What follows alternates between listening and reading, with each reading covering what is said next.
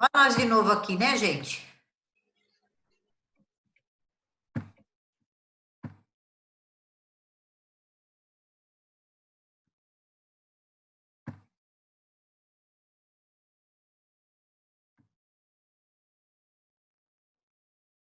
Professora, só uma pergunta. Essa atividade, ela é para ser entregue hoje? Não, é semana que vem. Ah, tá ok. Vocês vão precisar dar uma lidinha na atividade lá no livro para depois fazer, tá? Tudo bem. Professora, Oi. eu li essa parte do livro que ele fala aqui, a gente tem que fazer mesmo que uma pesquisa, né? Uma pesquisa com relação a alguma empresa para a gente conseguir responder, né? A questão 2 eu estou pedindo lá na atividade para você fazer só a parte 2 e 3, a 1 não. Ah, é que eu pensava que a 1 seria tipo uma introdução, entendeu? Para a gente poder fazer a 2 e a 3. Não, eu até coloquei lá na atividade para fazer a 2 e a 3 só. Tá bom, então, professora. Não vou complicar muito para vocês. Ai, que fofinha, tá bom, então. Gente, vamos nós para a parte 2? Primeira coisa, do que eu expliquei no começo, né? Foi bastante corrido. Tem alguma pergunta, alguma dúvida que vocês gostariam de esclarecer antes da gente dar continuidade para a parte 2?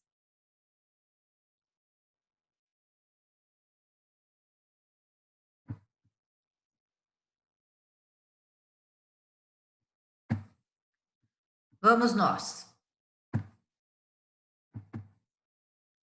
Parte 2. A capa é igualzinha, mas, né, continua aqui. Então, a gente tem... Vocês estão me vendo? Tudo certo, tô vendo o slide. Tudo certo, professor. Ah, então tá, vamos nós. Então, gente, o que esse slide aqui está dizendo? Ele diz o seguinte, que a cultura das organizações ou a cultura corporativa, ela se subdivide em 3 componentes. O primeiro nível pega aquele iceberg agora, né? E vamos dividir em 3 partes. Então, a primeira parte chama-se artefatos. É o nível mais visível e mais perceptível, ou seja, são aquelas coisas que cada um vê, ouve e sente quando está dentro da organização. Por exemplo, inclui os produtos ou os serviços e também os padrões de comportamento dos seus membros. Exemplo, como eu tinha falado, como as pessoas se vestem. Se é uma empresa onde todos os homens da área administrativa, por exemplo, trabalham de terno e gravata, as pessoas vão observar isto e vão procurar se enquadrar. Ninguém quer ficar de fora. Todo mundo quer ser aceito no sistema onde está inserido. Então, vai dizer assim, mas o ajudante de produção não vai trabalhar de terno e gravata, mas ele não é da área administrativa. A gente está falando dos homens que trabalham nas áreas administrativas, nesse exemplo que eu estou dando. Então, se todo mundo vai trabalhar de terno e gravata, os homens, e as mulheres vão de roupa social e salto, é lógico que, a partir do momento que eu entro nessa empresa e que eu quero, também trabalho na área administrativa e quero me inserir nesse contexto, eu quero ser aceita. E para ser aceita, eu observo isso e falo, mas então aqui todo mundo vem de salto, né? Então eu vou usar um saltinho também. Claro que tem as pessoas que digam, dane-se o salto, não vou de salto nada, vou de tênis. Se não tiver escrito que não pode ir de tênis, a pessoa pode ir do que ela quiser. Mas, mesmo que não esteja escrito, aqui todo mundo vem de terno e gravata, aqui na área administrativa as mulheres todas andam de salto, se a grande maioria faz isso, a gente que está chegando também vai querer fazer. Por quê? Porque é aquele nível da cultura organizacional visível. Eu estou vendo todo mundo assim, eu também quero fazer parte desse esquema. É que nem aquela história, se todo mundo ganha um brinde no dia da mulher, eu também quero ganhar, não interessa em que área eu trabalho. Então, essas coisas são aquelas coisas visíveis e perceptíveis, ou seja, que a gente percebe. Então, aqui o grande exemplo é de artefatos, né? As pessoas, o modo que as pessoas se vestem, o modo que elas falam. Por exemplo, tem linguagens que são usadas em determinadas empresas e não em outras, dependendo da cultura, da origem, de que país ela vem. Mais à frente eu vou explicar isso melhor. Como as pessoas também se comportam. Se todo mundo quando eu falo todo mundo, eu estou generalizando, mas vamos imaginar, você vai lá trabalhar na área de financeira.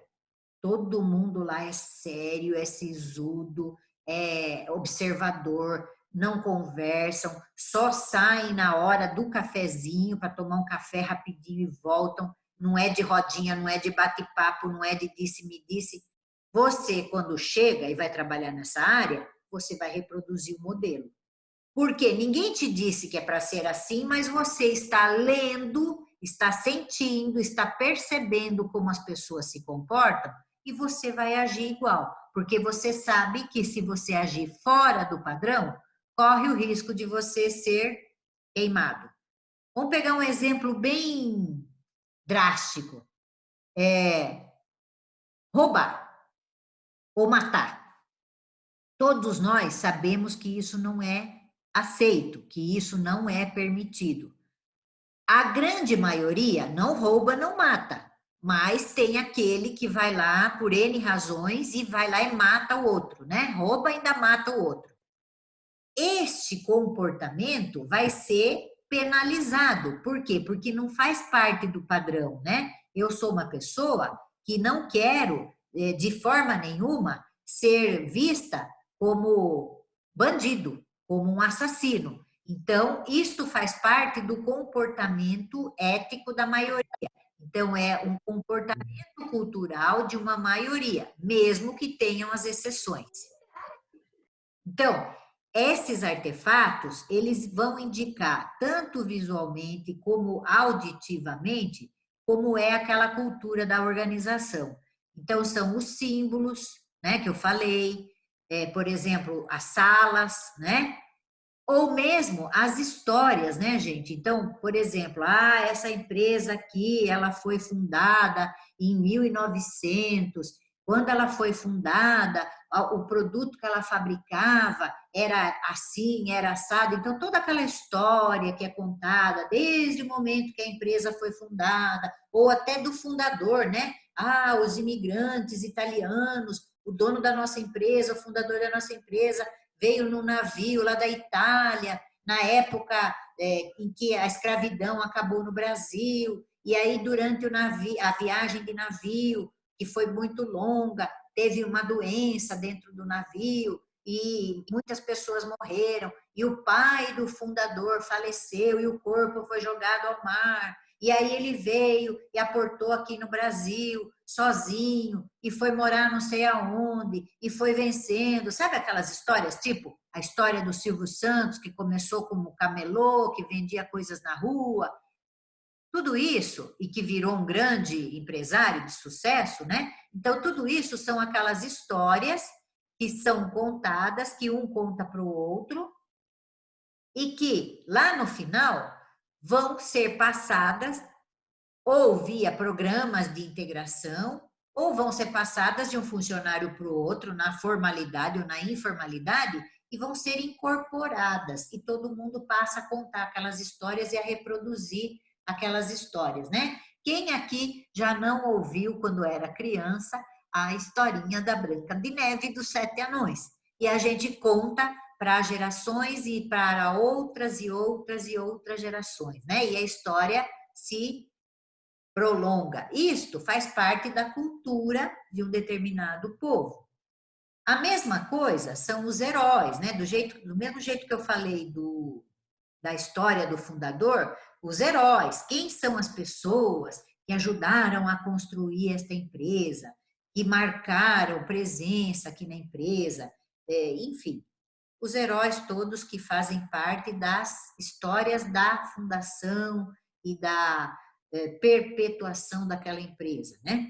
As cerimônias anuais, então, tem uma festa maravilhosa de final de ano, que é feita no Clube de Campo Sorocaba, e todos os funcionários são convidados para participarem com as suas famílias. O que será que essa festa quer dizer? Além de ser um momento de descontração, de alegria, mas o que ela quer dizer? Olha, a nossa empresa valoriza essa data, né? O aniversário da empresa, valoriza a história dela, por isso que a gente faz essas festas e você, como funcionário, participa e fica emocionado e sai contando todas as coisas que você vai aprendendo. Artefatos, coisas, ferramentas, digamos assim, que a gente utiliza para passar a cultura da organização para todas as pessoas. O segundo componente da cultura organizacional são os valores compartilhados. Então, esse é um segundo nível e ele é importante para as pessoas. Por que que os valores compartilhados são importantes para as pessoas? Valor não é a crença da gente, aquilo que a gente acredita? O nome já diz, né? Aquilo que eu dou valor. Se eu dou valor, por exemplo, para estudar, né, para ter um diploma de nível superior, eu vou passar isso para o meu filho, eu vou passar isso para o meu neto, eu vou passar isso para o meu bisneto. Então, é um valor meu que eu vou compartilhar com outras pessoas. Da mesma forma, dentro das organizações também tem isso, né? Esses valores compartilhados definem as razões pelas quais as pessoas fazem o que elas fazem, porque são justificativas aceitas por todos os membros. Então, a Solange, ela chega todo dia na Uniso às 6h30. É um valor dela, é uma coisa que ela acredita, e ela acha isso importante. E aí, todos os outros professores que costumam chegar depois do horário vão se guiar pela Solange e por outros que respeitam o horário, que chegam meia hora antes, para não ter problemas de chegar em sala de aula atrasado. Então, é um valor compartilhado. E o meu valor é ser pontual, e isso explica por que eu chego 6h30 na Uniso e não 7 horas. Né? Aqui diz assim, que elas são as crenças conscientes, aquilo que eu acredito e que eu tenho certeza de que eu sei. Por exemplo, roubar, eu não vou roubar. Matar, eu não vou matar. Então, são crenças conscientes. Chegar no horário no trabalho, antes do horário. Eu sei que é uma crença consciente em mim, eu tenho isso claro para mim. Mas também lá num outro nível, que não nesse, a gente tem crenças que a gente nem imagina. A gente nem, não é consciente, é inconsciente. Mas a gente vai chegar lá ainda. Aqui a gente está falando das crenças conscientes. Então, o valor para a organização, ele é diferente do valor para as pessoas, do valor para o acionista. O valor para a organização está baseado no quê? No processo decisório, na tomada de decisão, e também valor para a organização é regular o comportamento das pessoas, fazer com que as pessoas ajam todas mais ou menos do mesmo jeito, né? Padronizar o comportamento das pessoas.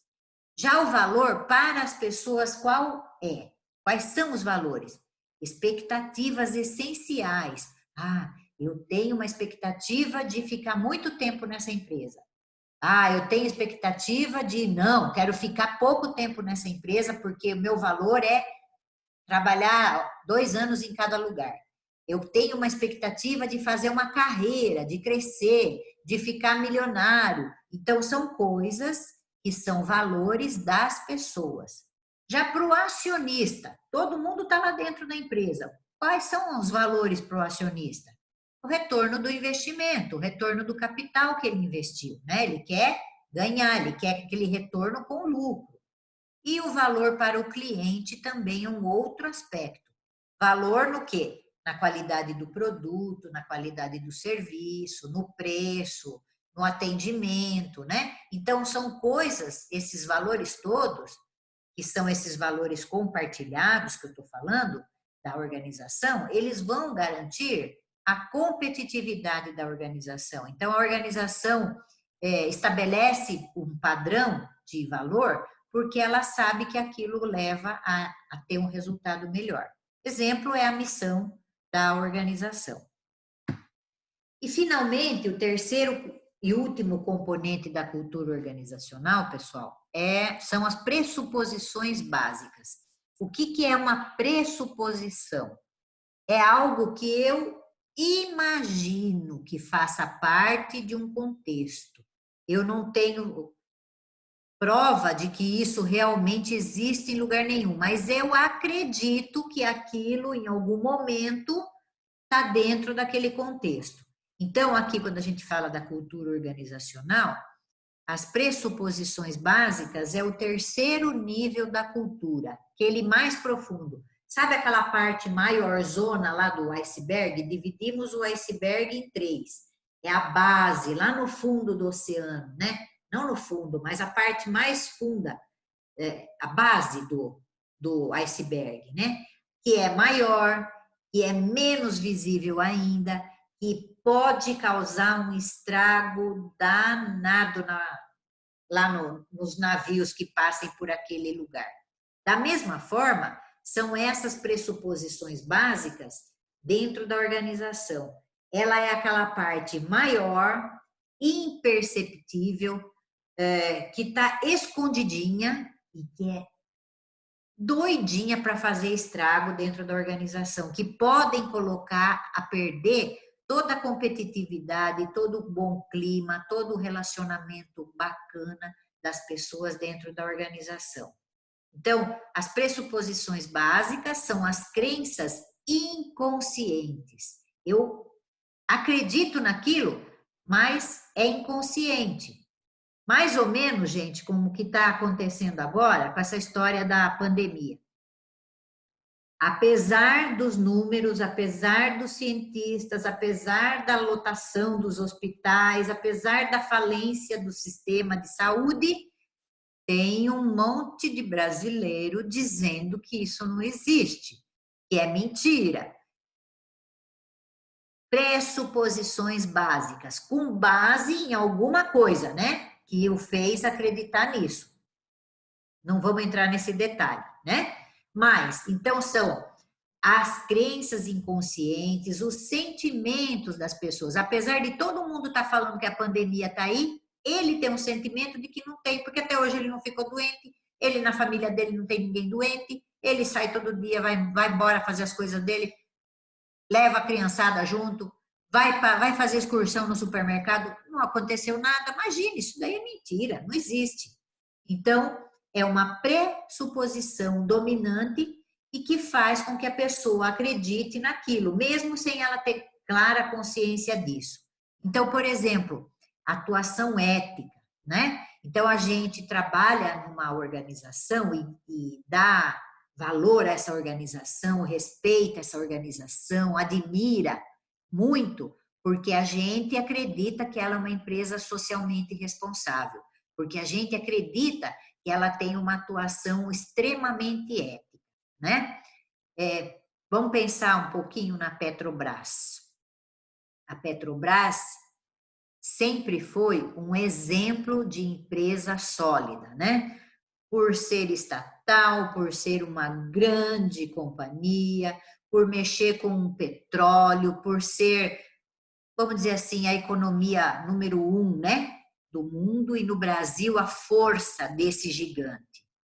E aí todo mundo tinha orgulho de trabalhar na Petrobras, como provavelmente ainda tem. Mas o que aconteceu? Num determinado momento, as pessoas que estavam à frente do governo começaram a utilizar a Petrobras, que é uma empresa estatal, com outras finalidades, né? E começaram a agir de maneira antiética. E isso afetou profundamente o resultado da empresa. Isso custou emprego de algumas pessoas. Então, é disso que a gente está falando nas pressuposições básicas. Eu trabalho numa empresa porque eu acredito que ela é idônea, porque eu acredito no produto dela, porque eu acredito que ela está falando a verdade. E aí, um belo dia, eu posso até mudar de opinião ou não, né? Estou citando o exemplo da Petrobras, que teve que ser saneada, que teve que mudar de presidente várias vezes, que teve que mudar, inclusive, de governos, para poder se desfazer de uma parte do seu capital, uma parte das suas dívidas, né? E poder resgatar todo o dinheiro que havia sido desviado dela através de atuação antiética de seus dirigentes, né?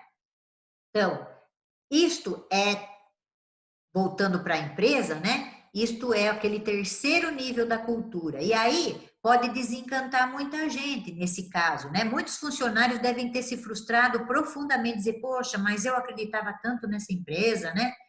A Operação Lava Jato, a Odebrecht é outro exemplo de empresa também que, né? Se você entrar na internet tem manual de ética deles, maravilhoso, que não nenhum funcionário aceita propina e também no alto escalão, roubalheira de mão cheia, né? Envolvendo, inclusive, algumas peças do governo também. Então, tudo isso faz com que a cultura de uma organização seja muito sólida ou muito ruim, muito forte ou muito fraca, onde as pessoas sintam orgulho e trabalhem pela organização ou não, sabotem essa organização e tirem dela todo o proveito que puderem, sem se preocupar em fazer o melhor pela organização. Tudo isso que a gente está discutindo, esses exemplos que eu estou dando, eles perpassam a questão da cultura organizacional. Então, ela está presente e ela prescreve a maneira de fazer as coisas que é adotada na empresa, adotada na organização, e que muitas vezes, como eu já falei, não está escrito em nenhum lugar.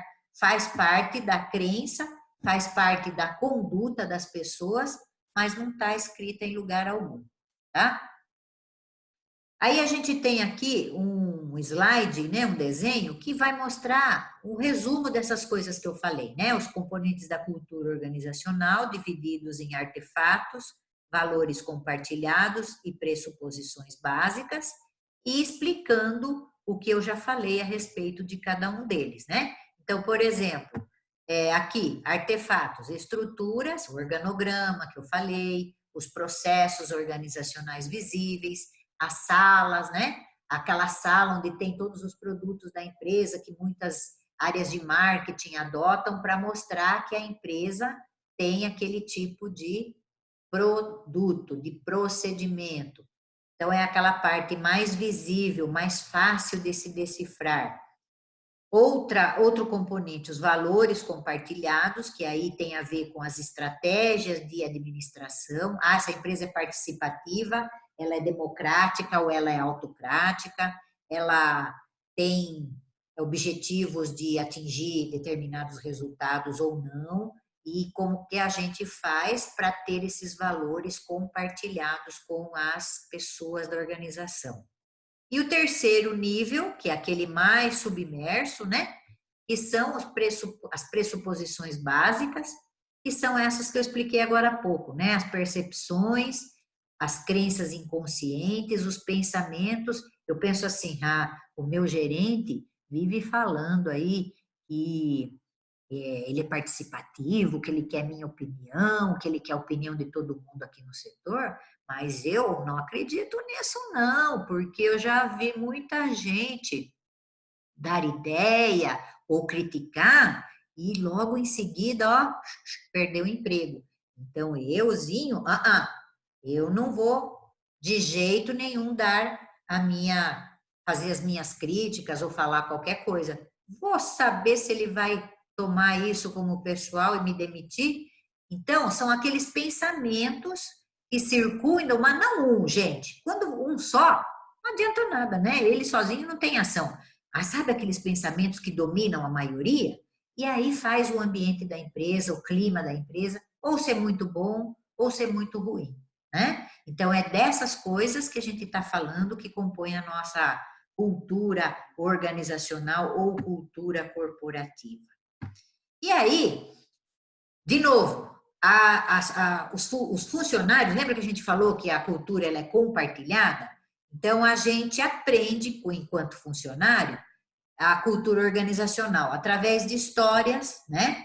Contos sobre o fundador, como eu já falei, as regras de conduta, isso pode, isso não pode, corte e recolocação de funcionários. E, ó, todo mês de dezembro, ó, toma cuidado, hein? Porque tem corte, facão. Em dezembro, a empresa manda 30% embora.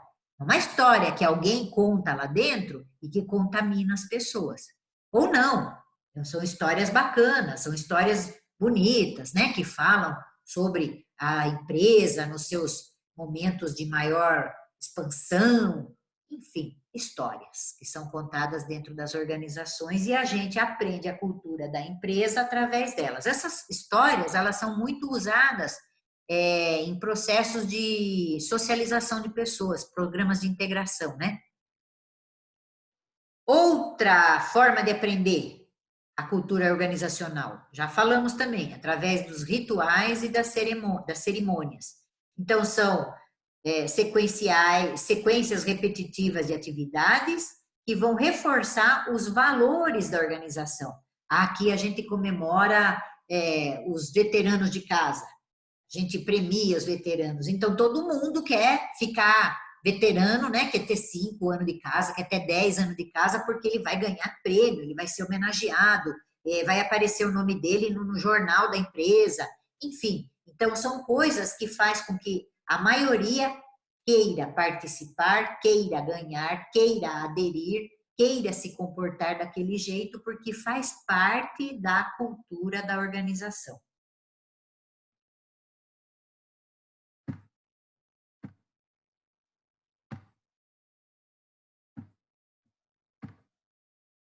Outra forma de aprender, né, a cultura são através de símbolos materiais.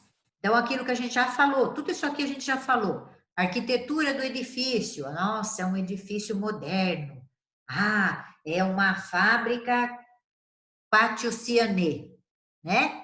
É um shopping com cara da fábrica de tecelagem lá do começo do século, sei lá, 20, 19.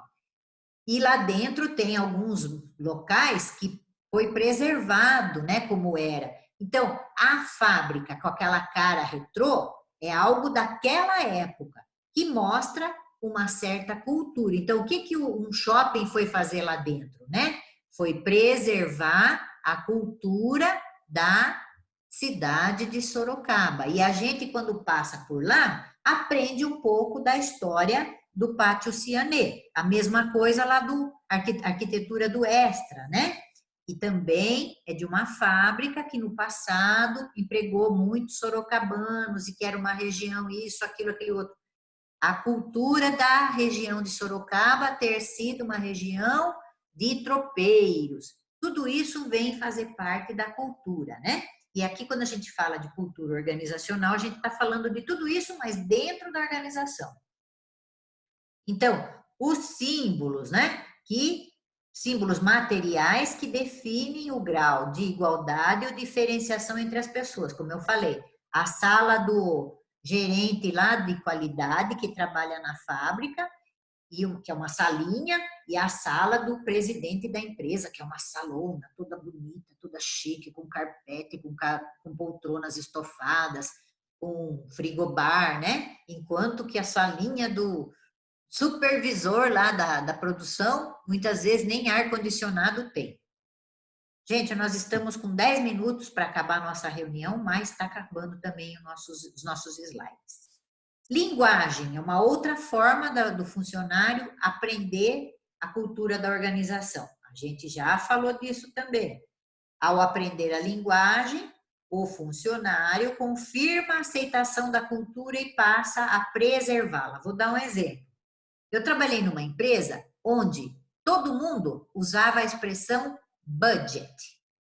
Budget quer dizer orçamento, mas ninguém nessa bendita empresa, usava essa expressão orçamento. Todo mundo só falava budget.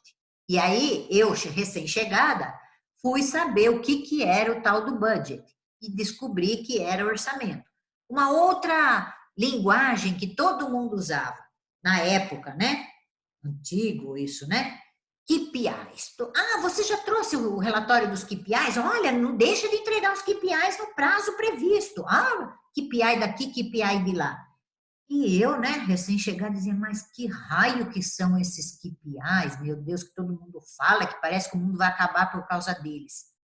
Os KPIs do RH, né? É Key Performance Indicators, ou seja, são os indicadores chaves da organização. E cada área tem os seus indicadores chaves. Então, tinha uma reunião mensal com todos os gerentes e diretores, onde nós tínhamos que levar os KPIs da área. E eu, no começo, ficava apavorada sem saber o que eram os tais dos KPIs.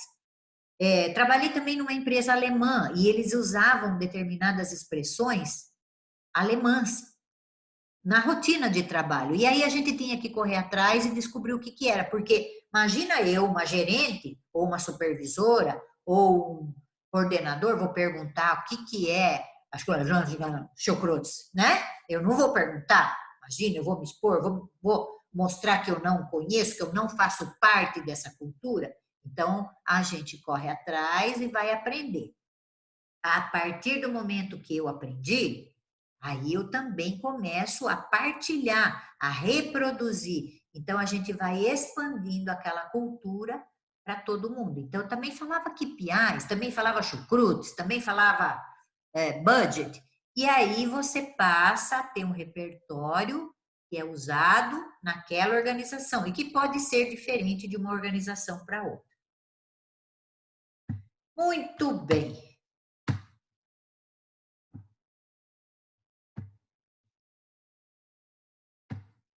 Aí, a gente tem aqui que a cultura organizacional se caracteriza pela sua aceitação implícita dos seus membros, ou seja, aqui dentro, eu, você, ele, ela, o outro, nós todos que trabalhamos nessa empresa, implicitamente a gente incorpora, ou seja, a gente incorpora todas aquelas crenças, todos aqueles valores, todos aqueles procedimentos, toda aquela forma de agir, de se comportar, a gente incorpora e reproduz. Então, ela é também reforçada pelo próprio processo dentro da organização. Quer ver um outro processo? Processo de recrutamento e seleção de pessoas.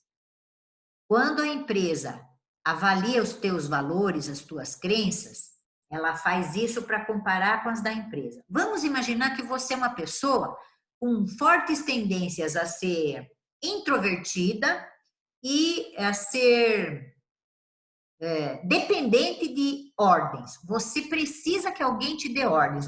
Isso é tua personalidade, é teu jeito de ser. Não tem certo, não tem errado. É o teu valor. Você acha que quem deve decidir é o gerente da área. Você acha que ele é pago e ganha para fazer isso, e que você está lá para cumprir ordens. É o seu valor, é a sua crença. Não ganho nada mais para isso, não vou tomar decisão.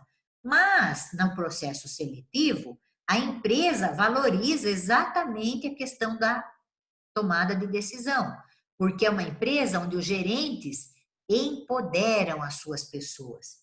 E aí você vai para lá e faz todo um processo seletivo e a empresa descobre que os teus valores não condizem com os valores da organização. E aí ela não vai optar por você, não porque você esteja errado, mas porque os teus valores, a tua cultura não está alinhada com a cultura da organização. Dificilmente você vai conseguir se adaptar a uma realidade tão diferente da sua maneira de pensar, de agir, de funcionar. Então, é por isso que as empresas ensinam as suas culturas quando elas percebem que precisa de pequenos ajustes. Mas quando a pessoa tem um comportamento, crenças muito divergentes daquilo que a empresa acredita, o processo seletivo não rola, não acontece, porque ela sabe que não vai dar certo, né? E aqui a gente tem, tá fechando, viu, gente? Mais, acho que 2 slides. Culturas organizacionais tipos, cultura adaptativa, o nome já diz, né? São as organizações que adotam e fazem revisões constantes em suas culturas.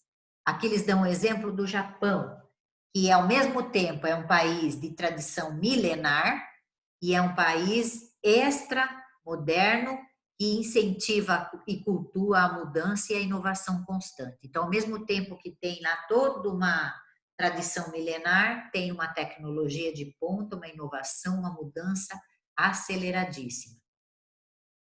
Cultura conservadora. O que é a conservadora? São aquelas empresas mecanísticas que a gente aprendeu lá no começo do semestre. Nada muda, tudo é igual, conserva como é. Então, as organizações se mantêm inalteradas, como se nada tivesse mudado no mundo ao seu redor. Então, não importa se lá fora estão falando em inteligência artificial, em internet das coisas, aqui o nosso processo é manual, sempre foi, sempre será. Não vamos mudar. Então, é uma cultura conservadora. E aí, dificilmente, ela vai acompanhar as mudanças do mercado. E as pessoas que vão entrar lá vão precisar se adaptar a essa coisa de não mudar, né? Pessoas que gostam de mudança, de inovação, lá não vão se dar bem porque as ideias delas não vão ser aceitas, né? Ainda os dois últimos tipos de cultura, culturas fortes, valores compartilhados intensamente pela maioria dos funcionários e influencia o comportamento e as expectativas. Então, são aquelas grandes multinacionais com uma imensidão de funcionários e eles é que influenciam os comportamentos e as expectativas dentro da organização. Então, é uma IBM, é uma 3M, é uma Sony, é uma Honda. E aí, essas culturas são extremamente fortes porque as pessoas que trabalham lá carregam essas crenças de uma maneira muito acentuada. E detalhe, por ser assim tão forte essas culturas, é uma dificuldade mudar. Quando, né, se muda, é uma dificuldade muito grande, porque imagine convencer 10.000 pessoas, né? Imagine convencer e começar a ter outras atitudes essas 10.000 pessoas. Não é um negócio tão simples assim, leva muito tempo e às vezes nem acontece. E por outro lado, empresas com culturas fracas, que é aquelas que são facilmente mudadas, né? Qualquer coisinha é motivo para mudança. E que tipo de empresas são essas? As empresas pequenas, muito jovens e que estão no seu início. Então, é mais fácil o quê? A administração provocar mudança. Então, é quem comanda, né? O dono da empresa, lá que tem meia dúzia de funcionários, é ele quem dá as diretrizes, é ele quem diz como devem ser os comportamentos e todo mundo, né? Aquela meia dúzia, segue, porque é uma empresa nova, é uma empresa onde a administração é quem lidera. E aí a cultura é fácil de mudar, porque quem manda é o dono. E ele está ali, conhece cada um dos 6 que trabalham com ele. Ok? Gente, é isso. Agora as questões finais aí ficam por conta de vocês. Eu deixei um slide explicando as atividades. Essas atividades estão no livro do Chiavenato de Gestão de Pessoas. Deixa eu voltar aqui.